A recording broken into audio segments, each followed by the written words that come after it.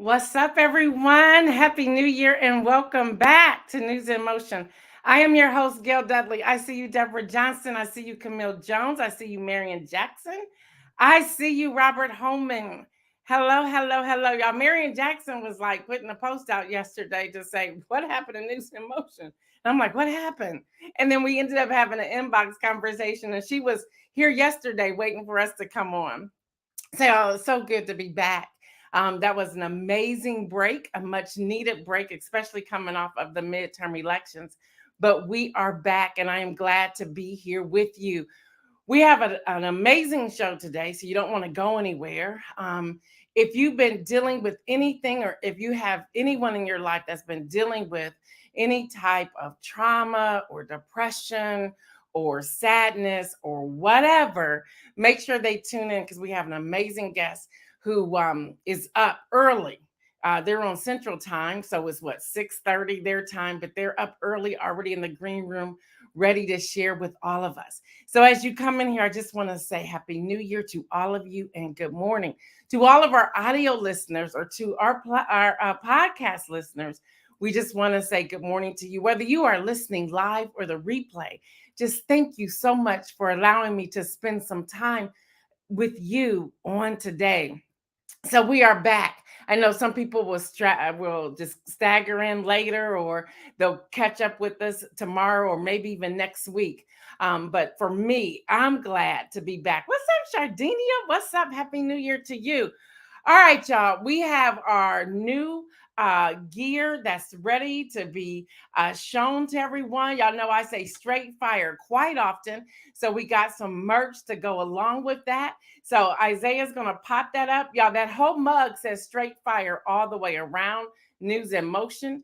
Then we have the straight fire unisex t-shirt, long sleeve t-shirt, and we have the straight fire tote bag, or what we want to call the grocery bag, which is an organic cotton bag, to be exact. So we have the mug, the long sleeve t-shirt, and the tote bag. You can find all of that at www.gaildudley.com. And let's say you have a business and you want us to put up a graphic for you with your information. You can do that. Just email us at newsinmotionwithgail@gmail.com. Again, email us. Say, hey, I have some merch. I have a business I want to share. This spot will be a paid spot, but it's very it's not expensive at all. So just let us know and we will get that going. I see you, Adrian, coming in from YouTube, and I see you, Kim Miller Edmondson. Happy New Year to you. All right, y'all. So again, we are back. Today is Wednesday, January the 4th, 2023. I am your host, Gail Dudley. Welcome everyone again who tunes in live or listens to the replay. Again, just thank you for allowing me to spend some time with you. You may be saying, hey, who is this? What's happening? Y'all, News in Motion is a grassroots media outlet that brings to you aggregated news. So we pull from news sources all over. We come with relevant commentary, a call to action, mixed with an inspirational message. So we are glad you're here. As we're getting started, I want to just back up just for a moment and talk about Barbara Walters. Good morning, Julie Bryce from YouTube. Y'all, she passed away on December the 30th, 2022. I called her a legend and a phenomenal broadcast journalist. She died at the age of 93. She was a pioneer. She was a trailblazer for women in journalism. Y'all, in the 1970s, she served as ABC on the ABC Evening News. 1979, she was seen on 2020. And then 1997, she started The View. And that was at the age of 63. The View at the age of 63. I see you, Latrice Jones. What's up? And y'all, one thing about her, the reason I wanted to highlight her today, because there was a quote that she gave years ago that has stuck with me when I knew I wanted to get into writing, becoming an author, and now podcasts and broadcasts and media outlet and all of that. I see you, Shirley Nicholson. I see my brother, Liz Pryor the third. Y'all, this quote is this, and this is true every time I'm bringing you the news. This quote is on the top of every one of my what I call run the show templates. And her quote is this: the hardest thing you will ever do is trust yourself. And again, that's a quote of Barbara Walters. And the reason that is so true, because I pride myself on bringing you nothing but facts. I'm always asking myself, can I trust myself with this? Can I trust this information? Let me give you a quick example. On Monday, and Kenny will be talking about that in a few moments. We all know what happened, so I won't go into details again. That's Kenny will be sharing about that. But when all the news releases were coming out, there were several things that came out, and Deborah Johnson, I talked about this yesterday, and several things were coming out, and I was like, oh, I'm not finding backup. I'm not for sure this is true. I refused to post even his picture until I had some sound information before sharing it. And then if y'all notice, all I said was, Lord, hear our prayers. I could not add anything else because all the information was all over the place at that time. So I'm always saying, okay, can I trust myself with this information? I see you, Fred Jones. All right, y'all. Next up, we have Kenny. Hopefully, we can have him in here. He's having some technical difficulties. And if he's not able to get in here, I'll make sure I'll deliver to you all the information he was going to share. So let's go to Game Over with Kenny Stanley.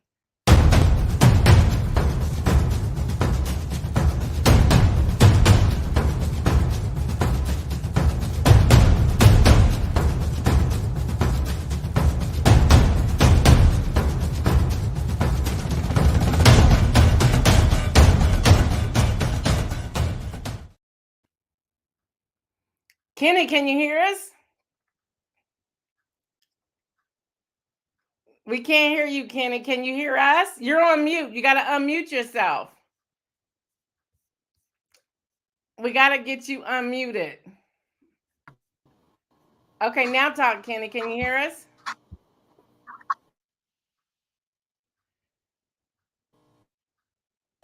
Wow, y'all, we're still having Hello? technical. What the? Hello? Oh, hey, now we can hear you. Can y'all Go hear for me? it. Yep, go for it.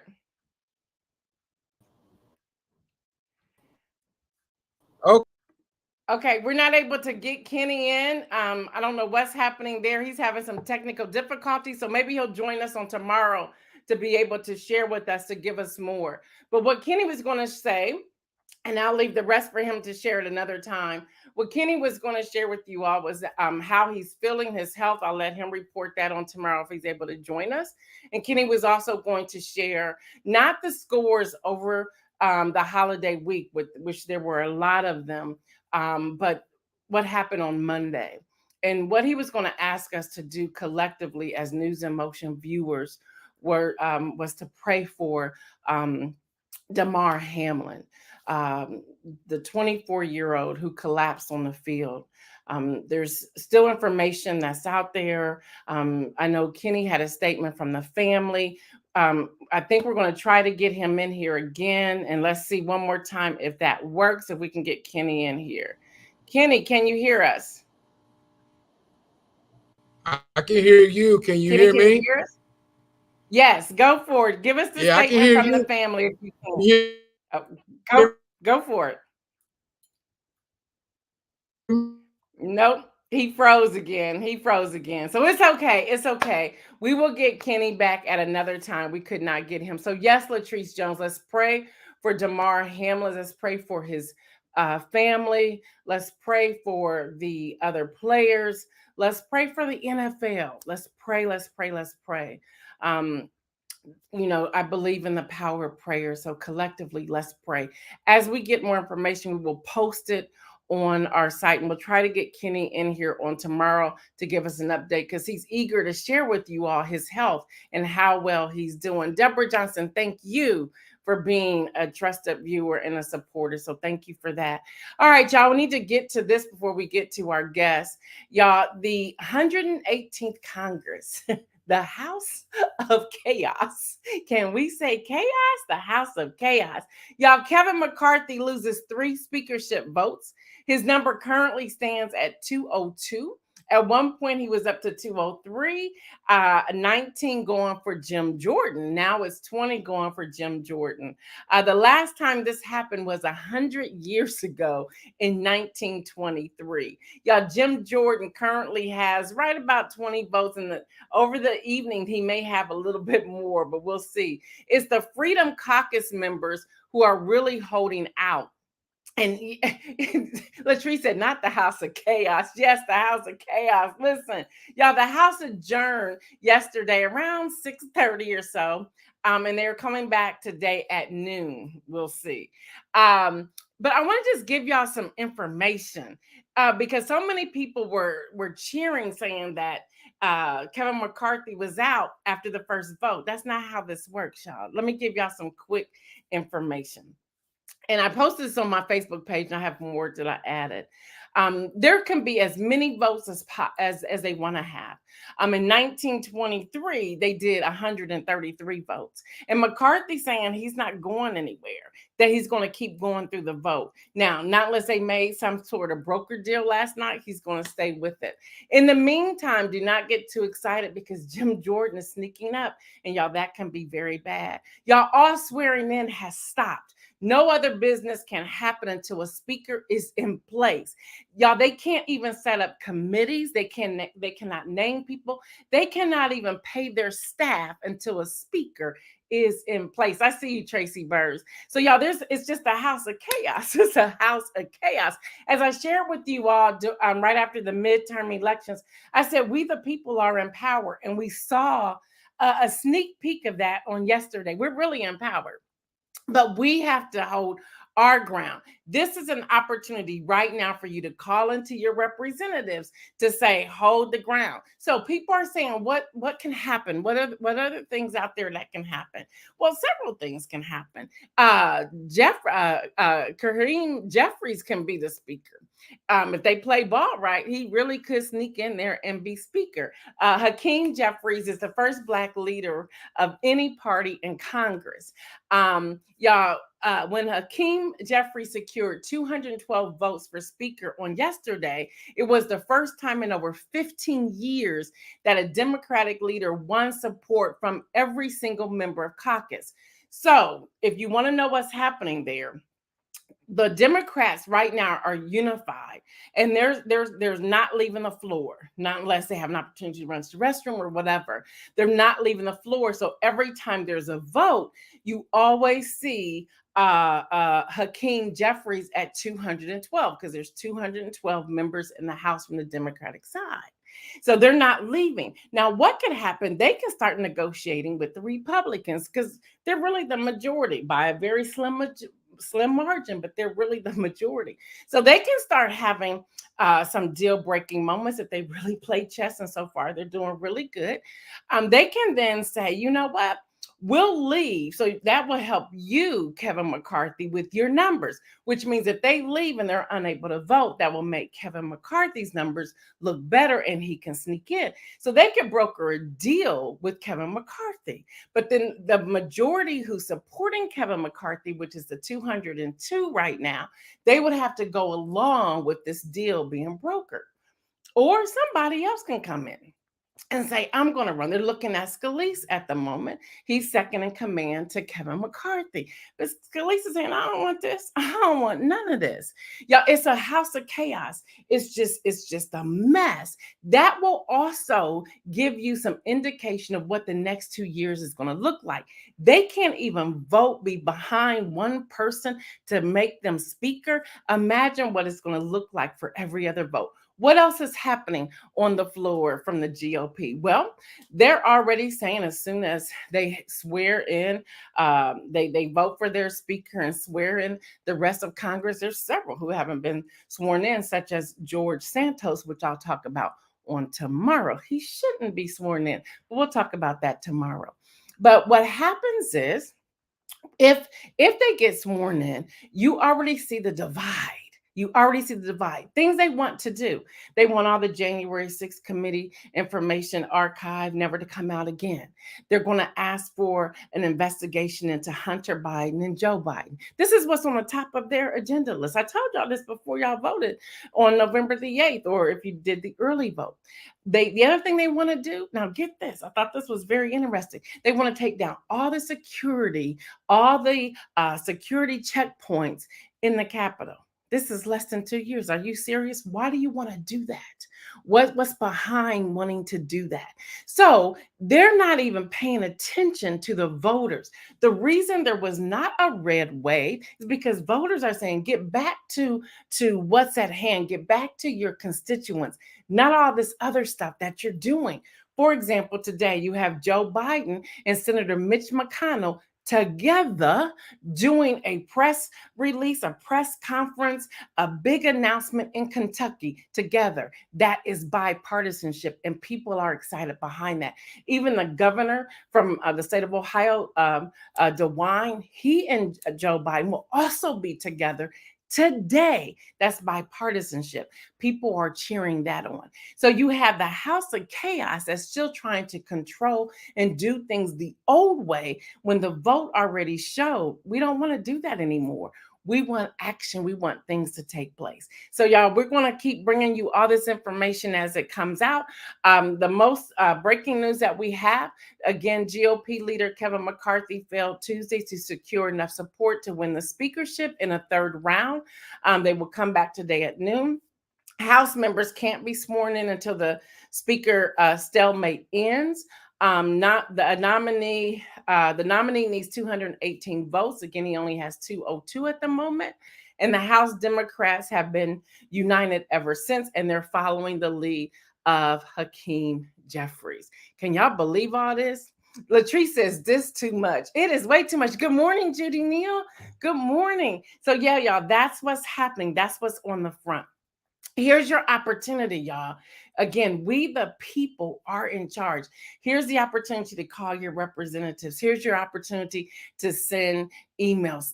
Today is the day to do that. And I'm so excited we'll be presenting right. I'm make sure I'm saying it right, Deborah Johnson, Right from the Heart, DJ Right from the Heart. She will be talking about writing. We're going to slip in some of those templates when she rolls out her podcast on next week.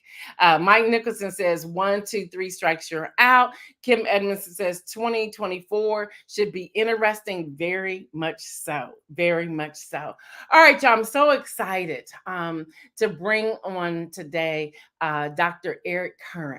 Again, if y'all have anyone, know of anyone who's struggling, y'all want them to tune in right now. He will also be on the launch of the new podcast, Politics and Prose, this Friday. I'm so excited about that. So whatever you don't get today from him, be sure to tune in on Friday, wherever you listen to your podcast. Y'all, Politics and Prose is about elevating and championing authors, activists, analysts, coaches, consultants, influencers, politicians, and strategists. Yes, that's our list of guests that we have coming on Politics and Prose. I have created this platform to introduce fresh voices through interviewing guests who are relevant to everyday life. Politics and Prose will also share aggregated political data, y'all should have known that, and present it in a way that takes communities from being informed into taking action. Again, y'all, that will launch on Friday. Real quick, I'm going to give you a snippet of his bio, but his full bio we will post later today, and it will also be in the description on the podcast platform. Dr. Currents is a licensed psychologist in the state of Ohio and Illinois. With almost 20 years of education and experience, he has proven himself to be a caring individual committed to development of holistic wellness of his clients. Y'all, Dr. Currents received his master's degree and PhD in counseling psychology from the Ohio State University. He has served in a number of mental health organizations throughout his doctoral training and clinical career, offering such services as individual, group, family, marital psychotherapy, psychological assessments, and the list continues. Y'all, in addition to his clinical work, Dr. Currents has served as an adjunct faculty for the Department of Psychology at The Ohio State University, where he has instructed a number of undergraduate and graduate courses. Dr. Currents has been happily married to Keisha. She's a cool woman, y'all, for 20 years and is the proud father of Kennedy and Isaiah. So with that, let's bring on Dr. Currents. Good morning to you. I want y'all to know it is 6:46 a.m. in Chicago. It is an early morning, but it is my pleasure to be here with you, Gail. So thank you so much for the invitation. Oh, you are welcome. So we're going to jump in. On December the 14th, I'll never forget this when I reached out to you. After the passing of Stephen Twitch Boss, you made a post, which I immediately reached out to you, asking you to join me because I loved your post. And I have your post here that you gave me permission to read. Your post says, "Are you currently aware of what you are going through?" And you put that in quotation marks. You went on to say, "Collectively, I believe we are all saddened by the heartbreaking passing of Twitch.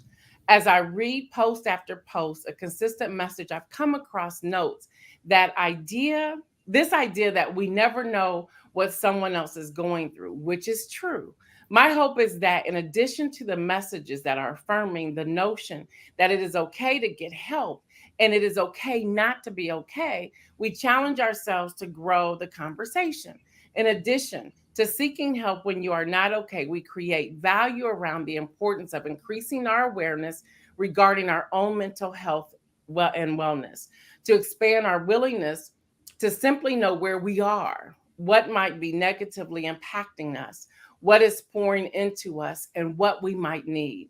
And then you go on to say, and this was so powerful because it connected the dots for me, Dr. Currens. You say, "I go to the eye doctor every year, not because I expect that my eyes are getting worse, but because I want to know the current status of my vision.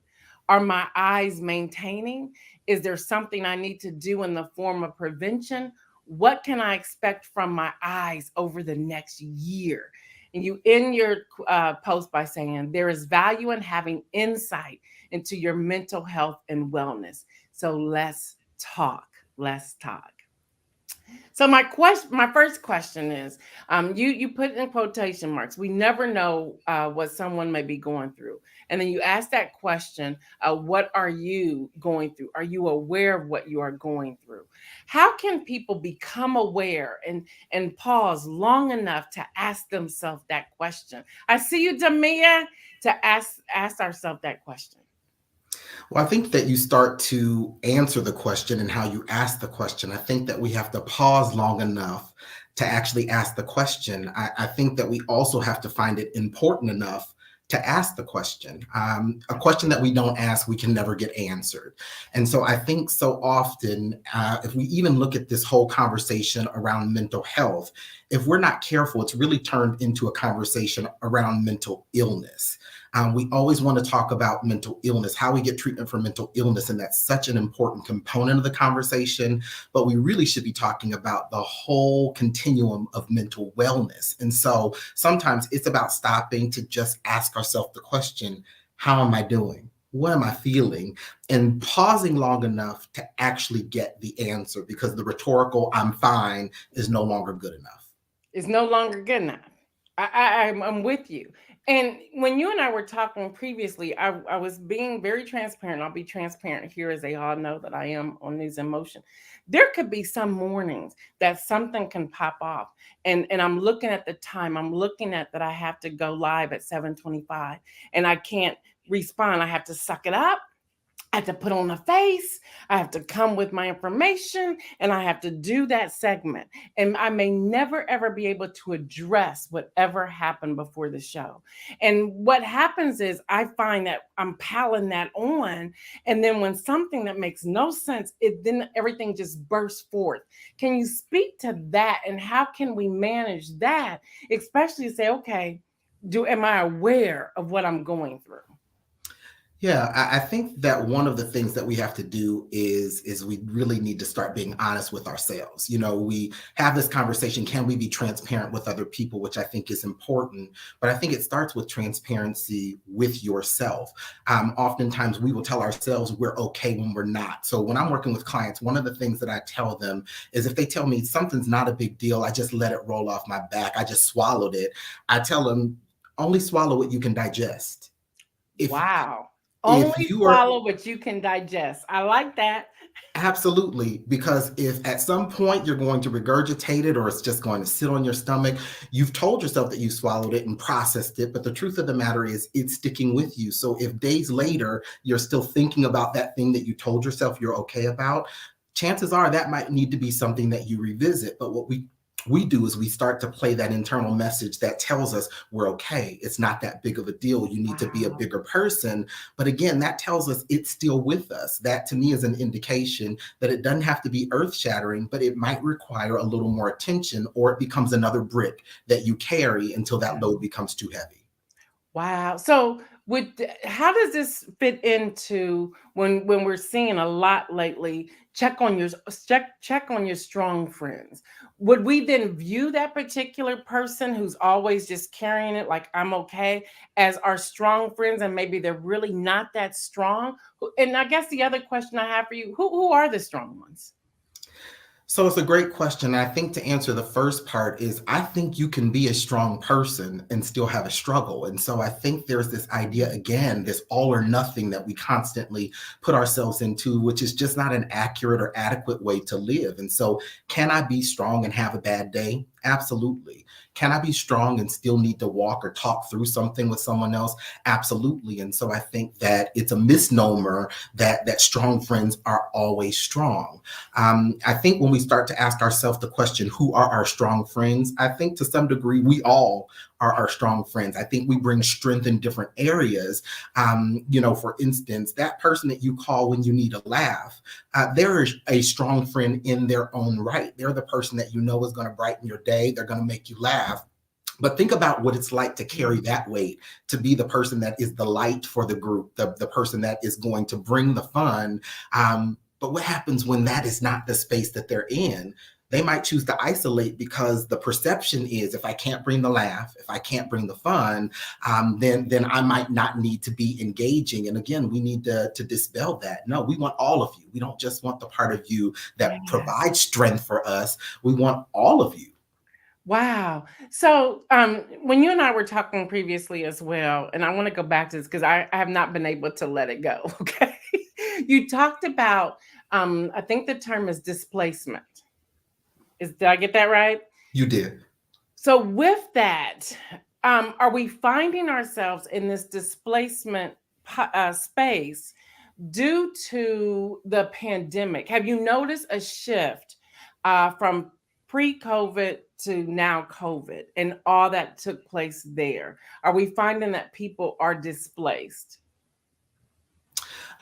So I think that COVID changed so much for everybody. And so I think one of the things to probably be conscious of is that everyone was impacted. I believe everyone's mental health in some way, shape, or form was impacted by COVID. I think oftentimes COVID provided exposure for what was already happening. And so I think one of the layers, and for people who aren't familiar, displacement is just this idea that oftentimes I take energy from an unsafe environment and displace it in a place that is more safe. So for instance, if I'm having an issue with my boss, I might displace that energy or emotion and take it out on a loved one because they're here. I know they're going to be consistent. Mm-hmm. And so I'm certain that there is some level of displacement that happened as a result of COVID. We were in an environment where people did not know what was next. We didn't know how long it would occur.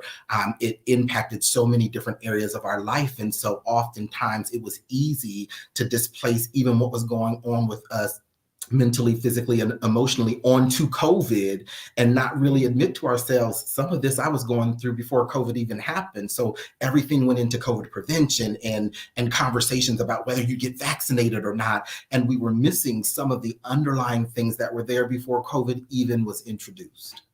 Wow. And that leads me into, and I have on my notes, and we're having this, and I'm gonna talk a little bit about this tomorrow, y'all. But we hear we have people who are grouping up. I'm for or I'm against Harry and Meghan, or I'm for and or against this political party, or for or against vaccines, or for or against Elon Musk, and for or against you fill in the blank.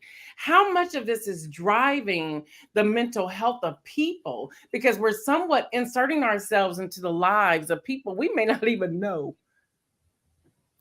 Yeah, I think it's one of those things. Does the cart come before the horse or the horse before the cart? I think it's all Okay. intermingled, but I think that this is another great example of when I have all of this pent up energy that I haven't taken the time to process. When something is a hot button topic for me, I invest all of that energy, not all, but a good deal of that energy into that thing. And what we then have is this level of intensity that doesn't match the interaction. I gave the example before. I was reading a podcast about someone who had an opinion that the Wakanda Forever movie was emasculating to black men, and I mean, I was reading these posts and they were visceral, and my thought was, y'all, it's a movie. Like, you can have whatever feeling or thought that you want to. You could have loved it, you could have hated it, but we have all of this intensity around a movie. And that to me, again, is an example of displacement. I have all of this energy and I tell myself, I feel this passionately about this, but we have to wonder, should we be expelling this much energy about things? Harry and Meghan are not checking for us. They're not. And so I'm not going to get in an argument with someone about my position on them. Again, I can have a conversation that can even be heated, but I think what we're seeing sometimes when we talk about these debates and conversations is that we're taking it well beyond the level of energy we need to be putting into these things. Right, right. Y'all, as I'm asking Dr. Curran's questions, if you have any, please put them in the chat. If we don't get them today, he'll be able to go through the page and respond to you individually. So, as we're into this new year, Happy New Year, by the way. As we're into this new year, what can we do? Could you give us 3 tools we could use to help us navigate throughout this year? What do we need to do? What do we need to look for? How do we evaluate ourselves or check ourselves? Could you give us 3 tools that we could use, that we could implement as we navigate through this year? So I'm going to start talking, and I don't know how many tools I'm going to give to do me one of these, so that when I start going over my time, but it's so Well, I'm gonna give you interesting. the whole screen, and when I come back, that means it's over. There you go. It's really interesting that you asked that question. As I was listening to your introduction, one of the things that you were talking about is this call to action, that one of the things that your guests are going to do is kind of aggregate this information and provide a call to action. And that really, to me, is one of the first things that we need to talk about. When I'm working with a client, I look at this 3-step process: knowledge, awareness, action. Knowledge is gaining that information that helps us to make an informed decision. That might be even asking that question that I originally posed: how am I doing? What's going on with me? And the goal in getting more knowledge is that it allows me in the moment to be more aware of choices that I have. There are times where, we'll be reviewing our day at the end of the day and we'll be thinking, I should have done this different. If I could go back and relive this. And what we're saying is, if I was aware in the moment of how that would pan out, I might have done that differently. And so the goal is, as I gain more knowledge, I become more aware in the moment, which hopefully impacts my ability to act so that I can make different and more healthy decisions. And so I think one of the things I would challenge individuals to do is figure out where you are in that continuum. Some people don't need any more knowledge. You already know enough about your relationship, about your work environment, about what's going on inside of you, that more knowledge is not what you need. What you might need is more action. That I've been in this contemplation stage for far too long, and I need to look at what is going to motivate me to movement. Whenever I'm speaking, one of the things that I'll say to the audience before I leave is, if you walk away from today talking about how great this experience was, but there is nothing that you've been motivated to change, we just had a good conversation. And not that there's something wrong with that, but when we're talking about our mental health, we need to move beyond conversation to a place of action. And so even for the viewers today, my challenge would be, what are you going to do differently as it relates to your mental health? Are you going to ask the question more often? Are you going to be more authentic with the answer? Are you going to go to a place of movement, action, where you're actually doing something? That might mean reading a book. That might mean reaching out to a therapist. I also think that we need to continue to normalize this conversation. I am seeing a large uptick in Black males who are coming to therapy, which is a great thing. But I think it's important that we remind ourselves that that is a first step. One of the things that I'm seeing consistently with the African American men that I'm working with is this level of isolation. So they've come to therapy, they've taken that step, they're being transparent and sharing, but it stops at therapy. They do not feel that permission to be transparent out of that therapeutic moment. And so when we're talking about how are you doing, they are more in tune with that question now, but don't feel safe enough to authentically share that with their group of people that they refer to as friends and family. And so I think, again, we need to grow this conversation that moves beyond just reducing the stigma associated with mental health, but having conversations about what we're doing with that mental health conversation. Because again, I think that there are a lot of people that are comfortable saying, I'm going to get help. They're not as comfortable to dialogue about what that help looks like and what they might be needing.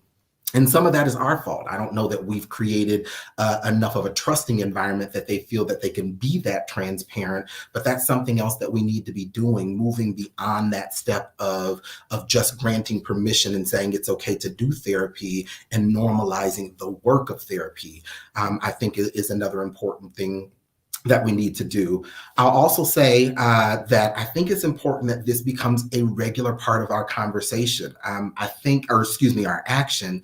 Some of the best work that I do is with returning clients, folks that I've seen years ago that came and they've done some work, and they've gone off and they've lived life, and they got to a place where they continued to ask themselves the question, and they said, hey, those tools that I got previously, they are no longer working, or this situation is new. I need to go back, just like I do with the eye doctor, just like I do with my yearly physical.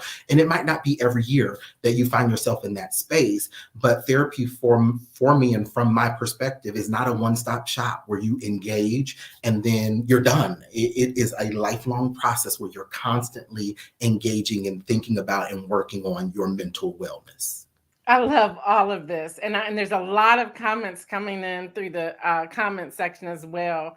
Y'all, we got to wrap this up today, but to hear the full interview and to hear even more, have your pen and paper ready and make sure when Politics and Prose, the launch drops on Friday, January the 6th at 7 a.m. It'll be up there. Go ahead and subscribe today, wherever you listen to podcasts, but it will drop on Friday, January the 6th at 7 a.m. Eastern time. Feel free to grab that, listen to it, download it, share it. So, Dr. Currens, if people want to reach out to you today to book a session with you, thank you, Isaiah. Could you please let them know? We had your website up there. I'll have Isaiah put that up there again. But how else can people contact you? So I'll say that the website is the easiest because there are platforms built in where people can communicate directly with me from that. But my email address is eric.currents@currentsconsulting.com. So just my full name, eric.currents@currentsconsulting.com. The phone number for the office is 614-478-3131. I'll do that again, 614-478-3131. And then I'm on most social media platforms. So Facebook, it's Currents Consulting, has its own page. Twitter, I'm at DocEVC, DOCEVC. So any of those platforms, on LinkedIn as well, underneath my name. So you can get in touch with me through any of those mediums. Okay, and you went real fast, and Isaiah's in the green room like, what? So one more time, that phone number. And Marion, if you could grab this phone number, that'd be great to put in the chat. Can you give us that phone number one more time, please? Absolutely, 614-478-3131. And Marion's the bomb. Boom, there it is, y'all. Boom. Thank you, Marion. So thank you. You all really want to, what's up, Tiffany, coming in from YouTube? You really want to listen to the podcast, y'all. It's just wow. It's just wow. And I'm just so excited that you are the one who sat in that seat for me to interview for the launch of the new podcast. So thank you for getting up an hour or so earlier than your normal day, since you are in Central Time. We appreciate you so much. Thank you for joining me and for being on the podcast. It was my pleasure. Thank you for having me. All right. See you later. All right, y'all. So we have the inspirational message for today, which is celebrate you. Inspirational message, celebrate you. Y'all, this is the new year. Go ahead and celebrate yourself. Celebrate you. Celebrate everything that you need to do. Even, and I'm gonna say this, and I want y'all to hear me. Celebrate your wins and celebrate your loss. Seriously, y'all. It's okay that you find a way to say, okay, why did I lose this? What can I learn from this? How do I celebrate this so I can keep moving forward? I think this year is going to be a year of greatness for everyone. When I say greatness, I'm not saying every day is going to be amazing, but I believe that if we dig deep, we will have joy and laughter every day. The reason the Happy New Year image I used was the one of me laughing. Carl and I sat through and decided which one we wanted to use. I said, that's who I am. I love to laugh. I love to have joy. I don't know if Demia is still on here or not, but Demia and I can look at each other and bust out laughing. So y'all, listen, find something to laugh about, even in the dark days, the crazy of days. Find something to laugh about. All right, y'all, tune in tomorrow. We're going to talk about this chaotic government. We're going to talk about if Kevin McCarthy gets in or not, or what's going to happen next. We're also going to talk about George Santos. I have a whole lot to talk to you all about George Santos. We're also going to talk about Harry and Meghan. Yes, I'm petty. We're going to talk about Harry and Meghan. I am team Harry and Meghan. That I am. He's Prince Harry, Duke of Sussex Harry, will also be on 60 Minutes on Sunday. He will also be on a British news media on Sunday as well. I believe it's at the same time. And his book is coming out, Spare. I pre-ordered it. I can't wait to read it. So that's happening. So anyway, y'all, that's everything that's going on. Join me tomorrow. Hopefully we can get Kenny plugged back in tomorrow. He does want to give all of you a message. I want to once again thank Dr. Eric Kearns for joining me today. Don't forget to check out the podcast as well. On Friday, it drops January the 6th, and we're so excited about it. I'm trying to think if there's anything else. Thank you to all of you. I know it was a long break, but it was a break that I truly needed. I needed that break. I believe you all needed it as well. I want to thank Isaiah and Kenny and Deborah and Lexi. When I sent out the notice and said, oh yeah, I'm back. We're going back to work tomorrow. They all responded, eager to get back as well. So hats off to all of you. For all of you who have started this year off, whether you're going back to school, congratulations if you are. If you have a new career job, or if you decided to launch into running your own business, congratulations to you. Anyone who's going through any sickness, there was a lot of y'all who were sick back in December. We were praying for you. Hopefully all of you are doing very well. I believe Dr. Oliver, she is out of the hospital. She is resting at home. Continue to pray for her. She was really ill. She gave me permission to share that information with you. We know Kenny is doing better. There's some others too, and I can't recall all the names, so forgive me for that. If you sent a DM during the time we were on break, don't be mad at us, because I've seen some of y'all's responses. We told you while we were on break, and we were not checking any of them. If any of you were on Patreon, if you go there now, that page is no longer available. It is gone. It expired last Friday.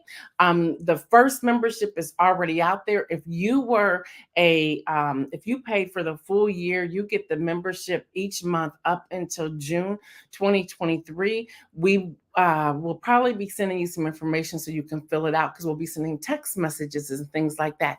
This month, if you decide to join the membership, it is on mentorship. Each month will be a different theme. You can opt in and opt out each month. You don't have to do it for 6 months, 3 months, or whatever. If that's a theme you want, you can hop in. If it's a theme you don't want, you can hop out. So it doesn't matter. So we're just so excited. Happy New Year once again. We are glad to be back. Again, my name is Gail Dudley, the host of News in Motion, and I will see you right here, 7:25 a.m. Eastern on tomorrow. We're out.